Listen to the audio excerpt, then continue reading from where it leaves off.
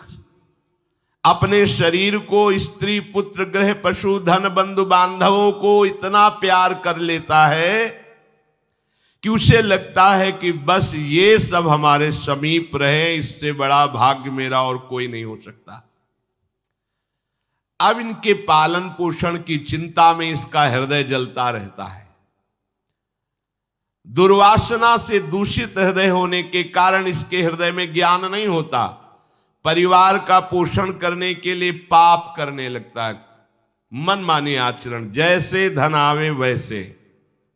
ध्यान रखना, यदि आपने किसी निर्दोष को दंड विधान किया है किसी पदवी पे बैठ के, या किसी असहाय असमर्थ को अपने बल के द्वारा रौंद करके तुमने धन लिया है, या छल कपट हिंसा के द्वारा तुमने धन लिया है, तो किसी दूसरे की जरूरत नहीं तुम्हारा नाश करने के लिए, वो धन ही पर्याप्त है।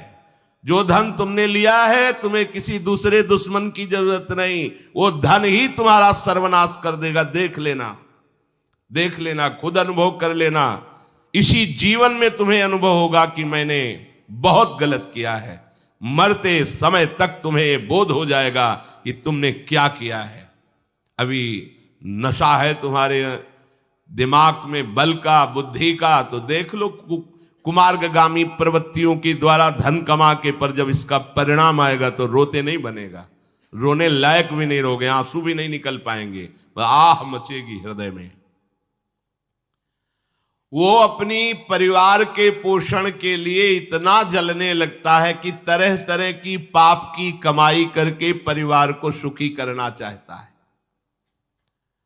हे माता जी, वो धन वस्तुएं कमा के लाता है और उल्टा स्त्रियों के द्वारा संभोग आदि के समय प्रदर्शित किए हुए माया में कपटपूर्ण प्रेम को वो अपना जीवन समझ लेता है।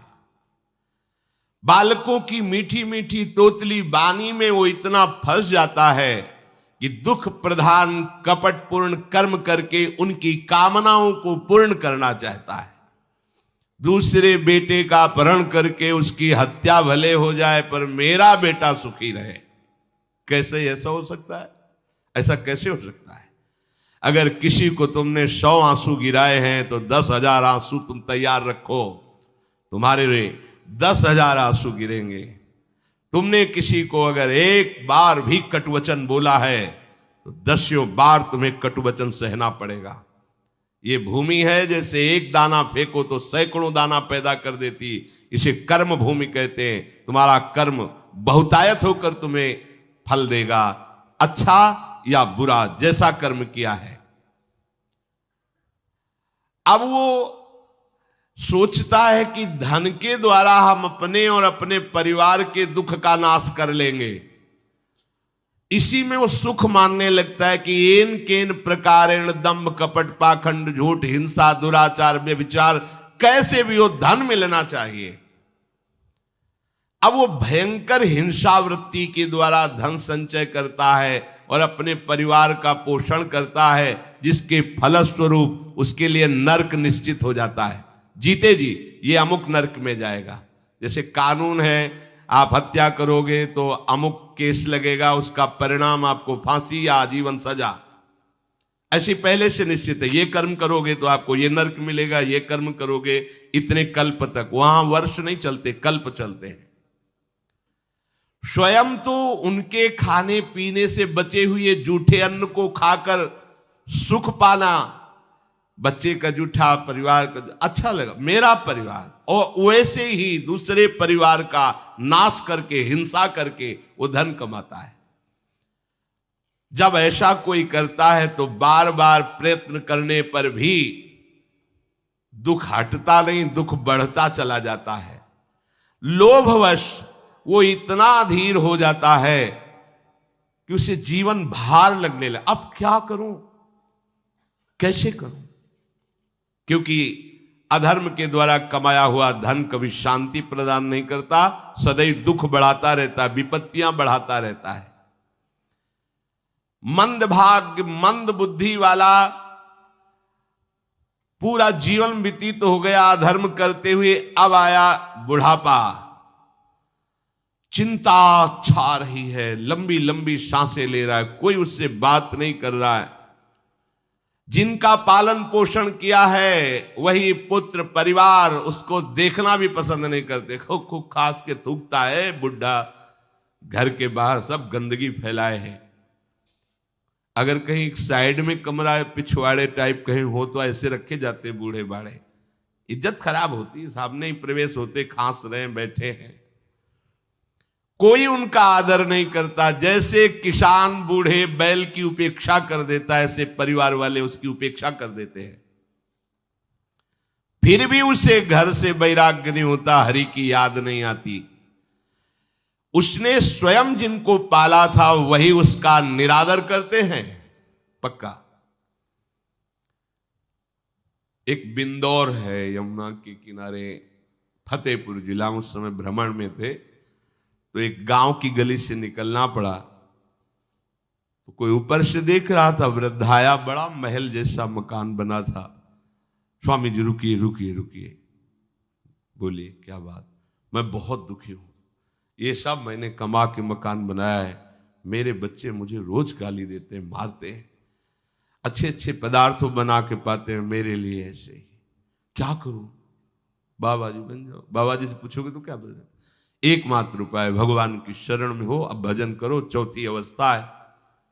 बोले वो तुमसे बात नहीं बनेगी, चल दिया। क्योंकि लोगों की धारणा होती कोई जंतुर दे देंगे, कोई छूछा कर देंगे, काम बन जाएगा।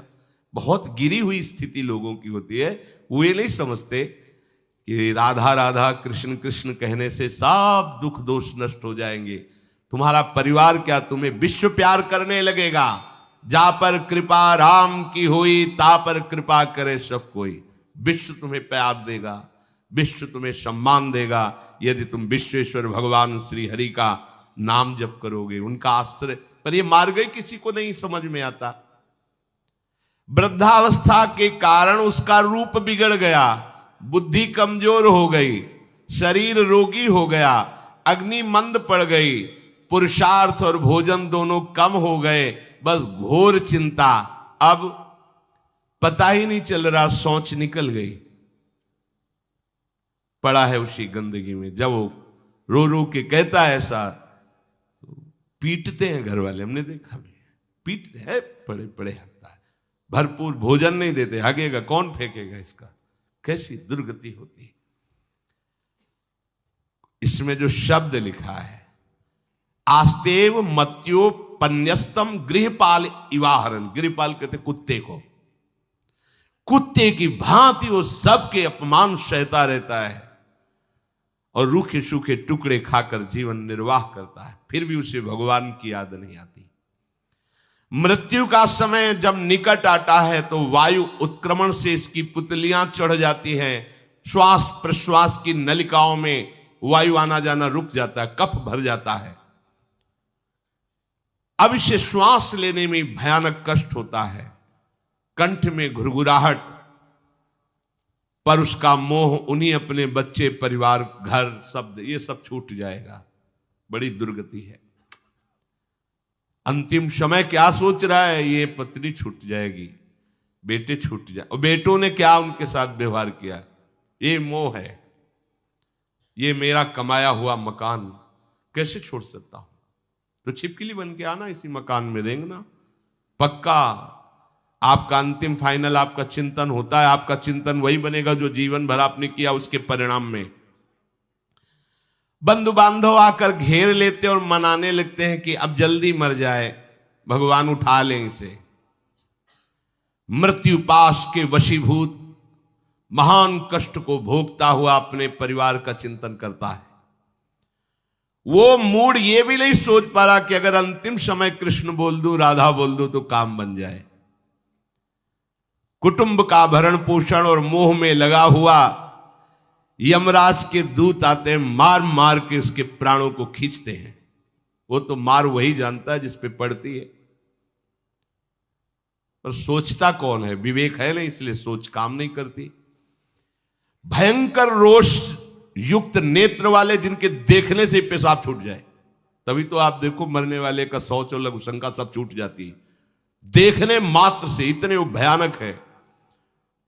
वो देखकर भय के कारण मलमूत्र त्याग कर देता है। सा दृष्ट्वा त्रस्त हृदय स्रकन मूत्रम विमुंचति। इतना भयावह स्वरूप होता है उनकी घुड़क, और उनकी मार की टट्टी पेशाब सब छोड़ देता है। यमदूत उसे भयंकर यातना देते हुए प्राण खींचते हैं। अब ये तो वही जानता है जिसके खींचते हैं। बाहर वाले सब घेरे बैठे हैं, कोई एक बार भी नाम नहीं बोला। अगर एक बार बोल देता राधा तो भाग जाते यमदूत और वो बच जाता। पर ये सौभाग्य तो जिसने जीवन में धर्म किया है, कहीं ना कहीं भगवद आश्रय लिया, उसको ये मिलता है। जैसे कोई घोर अपराधी को सिपाही बांधकर ले जाते हैं, उसी प्रकार रस्सी में बांधकर बलात् उसको यमलोक की लंबी यात्रा कराती है। रास्ते में पिटाई, घुड़कियां, उसे प्यास लगती, पानी नहीं दिया जाता, तपती हुई भूमि पर चलाया जाता है। कुत्ते नोचते हैं, व्याकुल हो उठता है। भूख प्यास उसे बेचैन कर दी। पर यहां किसी की भूख नहीं मिटाई तो तुम्हें रास्ते में भोजन नहीं मिलेगा। यहां कभी किसी को पानी नहीं पिलाया तो एक बूंद पानी नहीं मिलेगा तुम्हें। यह कर्म भूमि है। दावानल जैसी दहकती हुई भूमि पर उसे चलाया जाता है।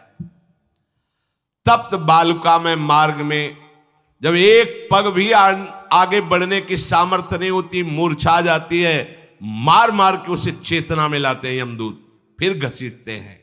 महान दुख में अंधेरे मार्ग से अत्यंत क्रूर यमदूत उसे यमपुरी को ले जाते हैं। कितना मार्ग? 99,000 योजन मृत्यु लोक से। यह ऐसे नहीं कि कोई गप लिखी हुई है, नहीं नहीं। अब जैसे तिहाड़ जेल है, अब जानते ही नहीं तो क्या जानोगे? कहां तिहाड़ जेल? जाओ देखो जाके। आजीवन कारावास, कैसे बड़े कठोर कठोर, जैसा अपराधी वैसा दंड विधान। यहां थोड़ी दया है क्योंकि हृदय है, वहां हृदय नहीं है। वहां हृदयहीन शासक तुम्हारे पीछे लगाए जाएंगे। हृदय ही नहीं है, बस एक एक कर्म का हिसाब। जो हमने पढ़ा था पहली बार तो होश उड़ गए थे। जो यहां दूसरे का मांस खाते हैं ना, कोलू में पेरे जाते हैं। कोलू जैसे गन्ना नहीं पेरा जाता, लगा दिया, कोलू में पेरे जा रहे। मरना है नहीं, सोचो कितना कष्ट। फिर इसके बाद समसी से मांस नोच कर उसे खवाया जाता। होश में हो जाओ। 99,000 योजन का मृत्यु लोक से यमलोक का मार्ग है, लिखा हो 99,000 योजनानाम सहस्राणी नवतिम नवचाध्वनः त्रिभिर्मुहूर्तैर्द्वाभ्याम वा नीतः प्राप्नोति यातनः। एक योजन का मतलब 4 कोश, 99,000 योजन। इतने लंबे मार्ग को 2 या 3 मुहूर्त में तय करना, दौड़ा के 2 या 3 मुहूर्त, बहुत कम समय। फिर वहां पहले से तय, इसको इस नरक में डालो, इसको इस नरक में। वहां इतना समय, थोड़ी भीड़ लगी है। जैसे अपने एक फोड़ा हुआ तो अपने इतने कष्ट समझते, अस्पताल जाओ देखो चीख लगी, किसी पैर टूटा, किसी कुछ, ऐसे वहां सब हिसाब हो रहा है। उसको धधकती हुई लकड़ियों में जलाया जाता है, कहीं दूसरों के द्वारा काट काट कर उसको उसका ही मांस खिलाया जाता है। यमपुरी के कुत्तों के भयानक दांत होते हैं, जिंदा, अब मरना है नहीं। वहां भयानक गिद्धों के द्वारा आते खींची जाती है। यहां सांप, बिच्छू, डांस जिसको मारा है वहां भयंकर रूप रखकर उसका खून पीते हैं। हिसाब है बहुत होश में। यहां तुम किसी के शरीर को काट दो तो मर जाएगा, वहां ऐसा नहीं होता। वहां बार बार काटा जाएगा, मरोगे नहीं, पीड़ा वैसे ही होगी। बड़े भयानक कष्टों को भोगता है। तामिस्त, अंध तामिस्त, रौरव आदि नरकों को भोगता है। हे माता, भगवान कपिल देव जी कहते हैं, जो पुण्य आत्मा लोग होते हैं स्वर्ग आदि में जाकर पुण्य भोगते हैं, लेकिन दोनों को फिर गिरना होता है क्योंकि वो भगवान का भजन नहीं किए, इसलिए पुण्य भोग कर मृत्यु लोक आते हैं, वो पाप भोग कर नरक से मृत्यु लोक आते हैं। माता जब उनके भोग संपन्न होते हैं नरक आदि के, अब वो जन्म लेते हैं फिर यहां। ध्यान से सुनना, जब जीव को मनुष्य शरीर में जन्म लेना होता है तो प्रकृति में वर्षा के साथ आता है, प्रकृति में वर्षा के साथ आया, और फसल में मूली, गाजर, गेहूं, अन्न, इनमें वो जीव प्रवेश करता है और उसे माता पिता दोनों पाते हैं। तो सप्तम धातु वीर के रूप में परिणित होता है जीव। वो वीर कण के रूप में माता के उदर में जब प्रवेश करता है तो एक रात्रि में मां का और पिता का, दोनों का वो जो वीर मिलता है, उस रज और वीर के मिलने से एक कलल सा बनता है। 5 रात्रि व्यतीत होने के बाद एक बुदबुदा सा बनता है। 10 रात्रि व्यतीत होने के बाद एक बेर की सी आकृति होती है। फिर उसके बाद उसमें धीरे धीरे मांसपेशियां बढ़ने लगती हैं। 1 महीने में उसके सिर निकल आता है, 2 महीने में हाथ पांव अंगों का विभाग होता है, 3 महीने में नख, रोम, अस्थि, चर्म, स्त्री पुरुष के चिन्ह प्रकट हो जाते हैं, 4 महीने में मांसादि 7 धातुएं प्रकट हो जाती है, 5वें महीने में चेतना जागृत हो जाती है। जैसे अपने चेतना, ऐसे 5वें महीने में गर्भस्थ शिशु की चेतना जागृत हो गई। जीव है पर चेतना 5 महीने बाद मां के गर्भ में जागृत। अब उसे भूख लगती है, प्यास लगती है, वहां की तापमयी जलन, पीड़ा, छोटे छोटे कीड़ों के द्वारा काटना, 6ठे मास में झिल्ली से लपटा हुआ मां की दाहिनी कोख में कीड़े की तरह तड़पता है। उस समय माता को कड़वे और खट्टे पानी की लालसा होती है, जिससे उसके अंगों में जाकर भयंकर जलन होती है। यह है भोग। वो कृमि कीड़े की तरह तड़पता है। मलमूत्र के गड्ढे में बीच में झिल्ली में बंधा हुआ वो जीवात्मा सुकुमार तो होता है, वहां के कीड़े उसे नोचते हैं छोटे छोटे, वो तड़पता है। माता प्रसन्न होती कि जब बच्चा हिलता है, बोले है उसकी दुर्गति हो रही, वहां भयंकर कष्ट पा रहा है। ऐसा क्लेश होता है कि क्षण क्षण में बेहोश होता रहता है। माता के खाए हुए कड़वे, तीखे, गरम, नमकीन, रूखे, खट्टे, यही पदार्थ पाने की इच्छा होती है माता, क्योंकि उसको भोग भोगना है। उसके कोमल शरीर में भयानक पीड़ा होती है जब माता ऐसे पदार्थ खाती है। गर्भाशय की झिल्ली में लिपटा हुआ, आंतों और मलमूत्र से घिरा हुआ सिर, पेट की और पीठ और गर्दन, ये कुंडलाकार ऐसे कंकण जैसा, ऐसी आकृति गर्भस्थ शिशु की होती है। पिंजड़े में बंद पक्षी के समान पराधीन, ना तो वो हिलडुल सकता है ना बोल सकता है, बड़ा असमर्थ दुख को भोग रहा है, चेतना पूरी है। इसी समय भगवान द्रवित होकर उसे ज्ञान देते हैं, गर्भस्थ शिशु को, सबको। जे उसे ज्ञान होता है तो सैकड़ों जन्म के कुकर्मों से याद आते हैं, सैकड़ों जन्म के। ओहो, ये मेरे कर्म का ही फल, मैंने ऐसे कर्म किए इसलिए दुख भोग रहा हूं। बेचैन हो जाता है, कैसे निपट पाऊंगा, सैकड़ों जन्म के कर्म जमा है। अब महान अशांति उसके हृदय में, उस शरीर में भयंकर पीड़ा। कुंडलाकार शरीर है, हिल भी नहीं सकता है, बस कीड़े काटते हैं, बड़ी तड़पन, बड़ी जलन, भूख प्यास की जलन। अब एक और भयानक जलन हुई, उसे स्मरण हो जाता है कई जन्मों के, सैकड़ों जन्मों के पाप कर्मों का। 7वां महीना आरंभ हुआ कि ज्ञान का उन्मेष हो गया। अब प्रसूति वायु उसे चला रही है, तड़पता है वो। सप्त धातु में स्थूल शरीर से बंधा हुआ वो जीव भयभीत होकर के पुकारता है, अगर कोई भगवान है तो एक बार मुझे यहां से निकाल दे। वो विनय करता है भगवान से,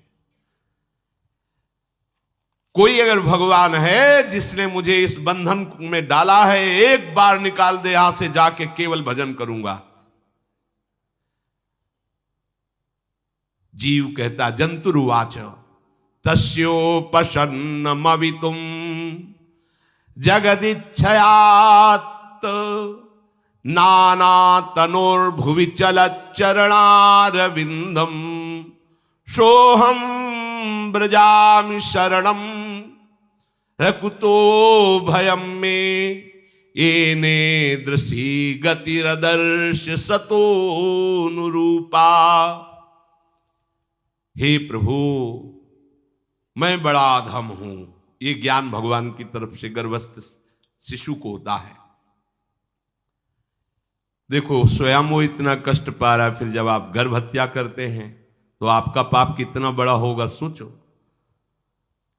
सब माताओं से विनय है, संयम से रहो, सावधान रहो। ये हत्या ऐसी नहीं कि तुम्हारे दान पुण्य से क्षमा हो जाएगी।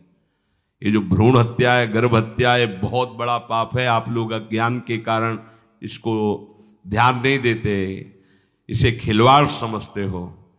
कितना ज्ञान है। बेटी ही मां है, बेटी ही बहन है, बेटी ही पत्नी बनती है, बेटी ही किसी के जीवन को धारण करने वाली बनती है। और आपने गर्भ में देख लिया बेटी है, तुम स्वयं मां होकर उसका साथ दे रहे हो, उसका नष्ट करने के लिए। हमारी तो बात ही समझ में नहीं आती, क्या बुद्धि भ्रष्ट हो गई। अगर पुरुष का इतना महत्व है तो बेटियां ना हो तो तुम्हारी कौन सी गति होगी, सोचो जरा। जीना मुश्किल हो जाएगा तुम्हारा। तुम पुरुष किस काम के रह जाओगे। तुम्हारा अर्धांग काट दिया जाए तो तुम कैसे होगे। ये स्त्री स्वरूप अर्धांग है। जिस घर में मां बहन नहीं है, स्त्री स्वरूप नहीं, श्मशान जैसा वो होता है। ध्यान दीजिए, ये बहुत बड़ी गलती है जो अपनी बेटियों की हत्या करते हैं। और ये वो पाप है जो अक्षम्य अपराध है। स्त्री हत्या करना शास्त्रों में बहुत बड़ा पाप कहा गया है। फिर वो तो बच्चा है, बिल्कुल नहीं। जिनसे हो गया है, श्रीमद् भागवत का सप्ताह मूल संस्कृत से सुनो और भगवान से प्रायश्चित प्रार्थना करो कि हे नाथ, भूल से गलती हो गई, दूसरा कोई उपाय नहीं। ध्यान से समझ लीजिए, तुम्हारे भ्रूण हत्या गर्भ हत्या के पाप को नष्ट करने में एकमात्र श्रीमद् भागवत समर्थ है, दूसरा कोई नहीं। कोई दान पुण्य तीर्थ स्नान तुम्हें क्षमा नहीं कर पाएगा। यह ऐसा महापाप है। अगर हृदय में जलन करके और मूल संस्कृत के द्वारा पूरी 7 दिन में भागवत श्रवण की जाए नियम से, तो भागवत समर्थ है, इस हत्या के पाप से भी आपको मुक्त कर देगी। जिनके ऐसे हत्या हो गई हो करवा लो, नहीं तो बुद्धि आगे भ्रष्ट करके तुम्हें हरि गुरु से विमुख कर देगा। ये पाप ऐसा नहीं कि तुम्हें 2-4 माला घुमाने से क्षमा हो जाएगा। ये महत अपराध है। सबकी समझ में नहीं आता, समझ जाओ, नहीं तो आप जहां भी हो वहीं से भ्रष्ट कर देगा। ये अपराध नष्ट नहीं होगा, श्रीमद् भागवत की कृपा से नष्ट हो जाएगा। ये हमें बहुत विश्वास है। श्रीमद् भागवत सप्ताहिकी ये है ही महामहिम। प्रेत योनि को प्राप्त धुंधकारी को सीधे भगवत पार्षद स्वरूप देकर परम पद में आरूढ़ कर दिया। केवल 7 दिन की मूल संस्कृत एक भी श्लोक नहीं छूटना चाहिए। अगर सप्ताहिकी का पारायण हो तो इस भ्रूण हत्या गर्भ हत्या से भी निवृत्ति मिल जाए।